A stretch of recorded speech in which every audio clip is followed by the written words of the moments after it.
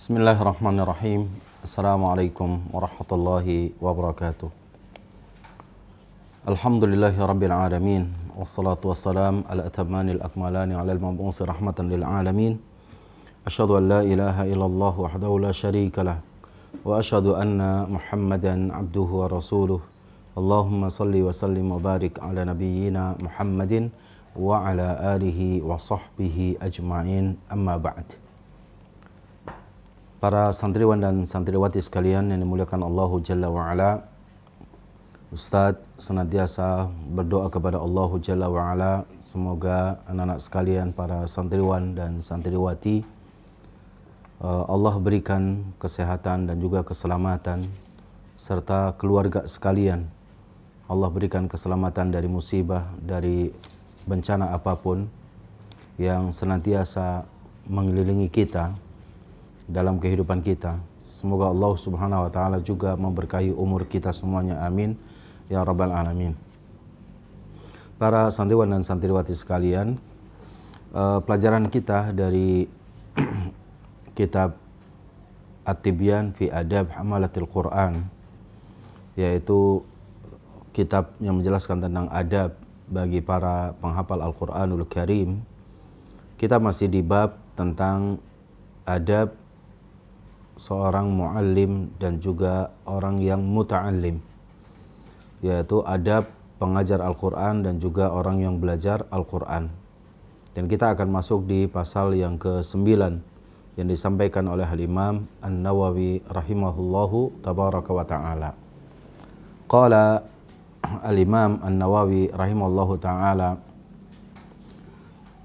ta'limul muta'allimi fardu kifayatin.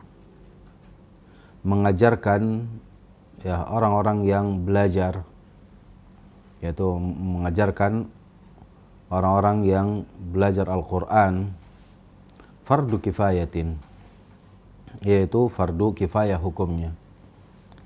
Maksudnya adalah apa? Bahwa karena berkenaan dengan ilmu Al-Quranul Karim, baik itu tajwidnya ataupun qiraatnya, ya, atau tentang hal-hal yang berkaitan dengan ulumul Quran, yaitu tentang ilmu Al-Quranul Karim, tidak semua seorang muslim mumpuni dalam bidang ini.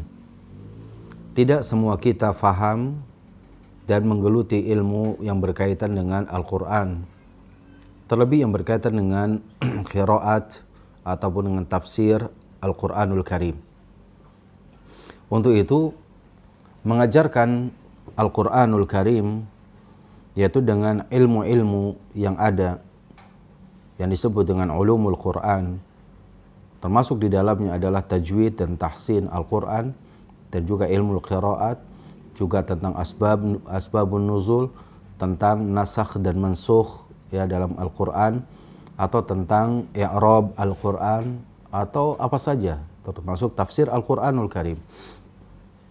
Ya, mengajarkan Al-Quran dengan cabang-cabang ilmu yang berkaitan dengannya itu kepada orang-orang yang mau belajar terhadap kaum muslimin dihukumi yaitu dengan fardu kifayah, yaitu fardu kifayah.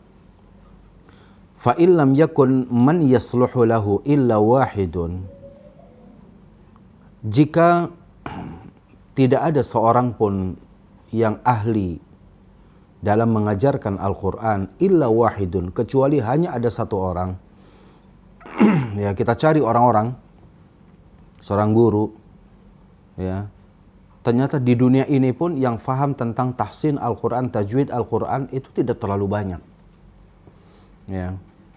Belum lagi kalau misalkan kita cari yang memang dia memahami ilmu qiraat, ya, baik qiraat sab'ah atau qiraat asyarah. Nah, ini tidak terlalu banyak di dunia ini. Mungkin bagi sebagian orang itu merupakan sebuah kesulitan. Tapi jika tidak ada orang yang ahli lagi dalam ilmu tersebut, illa wahidun, kecuali satu orang, ta'ayyana alaihi, maka berubahlah hukumnya bukan fardu kifayah, tapi dihukumi dengan fardu ain. Maknanya adalah wajib bagi dia yang memang punya keahlian untuk mengajarkan kepada manusia tentang Al-Quran, tentang ilmu-ilmu yang berkaitan dengan Al-Quran Al-Karim. Ini maksud dari apa yang disampaikan. Wa in kana hunaka jama'atun yahsulu ta'lim bi ba'dihim. Ya. Apabila di sana terdapat satu kelompok yang sebenarnya sebab mereka itu bisa mengajarkan Al-Quran kepada sesamanya, tapi wamtana'u kulluhum, semuanya menahan dirinya untuk tidak mau mengajar, maka asimu, semua mereka berdosa. Dalam satu wilayah, ya, banyak orang-orang yang bisa mengajarkan Al-Quranul Karim, bisa mengajarkan tajwid, bisa mengajarkan tahsin, bisa mengajarkan qiraat dan lain-lain. Dan itu diketahui oleh manusia di sekitarnya. Akan tetapi imtana'u ya kullahum. Mereka semua itu adalah apa? Ya, imtana'u kullahum, mereka semua itu menahan dirinya, mencegah dirinya untuk tidak mau mengajar. Ya, dia tidak mau mengajar, maka apa? Athimu, mereka semua berdosa. Wa in qama bihi ba'duhum saqatal haraj 'anil baqin. Tapi kalau ada sebagian dari mereka yang tadi faham-faham tentang ilmu-ilmu yang berkaitan dengan Al-Qur'an itu, ya, mau mengajarkan Al-Qur'an, in qama bihi ba'duhum, jika sebagian dari mereka itu mengajarkan ilmu tersebut, saqatal haraj 'anil baqin, maka gugurlah dosa bagi yang lainnya. Ya, saqatal haraj 'anil baqin, maka gugurlah ya dosa dari yang lainnya. Wa in talaba min ahadihim, ya, jika salah satu dari mereka itu ya diminta, wa in tuliba min ahadihim famtana'a, tapi dia tidak mau, ya, fa adharal wajhaini, lalu kemudian apa? Mungkin dia ya berusaha untuk menyampaikan kepada orang yang meminta tersebut, menunjukkan kepada si fulan yang lebih ahli, si fulan yang lebih ahli, ya, annahu la ya'sam, maka hal itu tidak berdosa. Lakinnahu yakrahu lahu dzalik idza lam yakun lahu uzrun, tapi hal itu tidak disukai jika memang dia tidak memiliki uzur. Artinya itsar, yaitu mendahulukan orang lain pada perkara yang itu merupakan kebaikan, padahal dia itu sebenarnya juga mampu, maka sebenarnya hal ini tidak baik. Meskipun tidak sampai jatuh kepada dosa ketika ada sebagian lain yang melakukannya. Jadi misalkan contoh, dalam satu kampung ada 2-3 ustadz yang semuanya ahli dalam Al-Quran. Lalu salah satu dari mereka itu diminta untuk mengajarkan Al-Quran, qiraat dan yang lainnya. Tapi kemudian dia menunjukkan, datang saja kepada Ustadz Fulan dan Ustadz Fulan, 2 ustadz yang lainnya. Dan dia mengatakan keduanya lebih ahli dari dirinya. Fa innahu la ya'sam, maka hal itu tidak berdosa. Akan tetapi ya yukrahu lahu, artinya tidak disukai baginya. Idza lam yakun lahu uzrun, jika memang dia tidak memiliki uzur. Mungkin hanya karena sekedar malas gitu ya, saya malas ngajar, malas ini gitu ya, maka itu berdosa. Inilah yang berkaitan dengan masalah adab bagi seorang pengajar dan juga orang yang belajar. Siapa yang berhak mengajar dan bagaimana sikap seorang yang dia harus belajar terhadap ilmu-ilmu yang secara umum ilmu ini sulit kita mendapati gurunya, maka hendaknya bagi kita semuanya untuk haris, untuk sungguh-sungguh ya, untuk semangat ya mendapatkan ilmu tersebut ya. Inilah bab yang ke-9 insyaallah ta'ala. Ya, kesimpulan dari pasal yang ke-9 itu bahwa mempelajari ilmu dan juga mengajarkan ilmu itu ada yang hukumnya fardu ain, ada yang hukumnya fardu kifayah. Ya, ada yang hukumnya fardu ain, ada yang hukumnya fardu kifayah. Fardu ain artinya wajib bagi setiap muslim, tidak boleh tidak.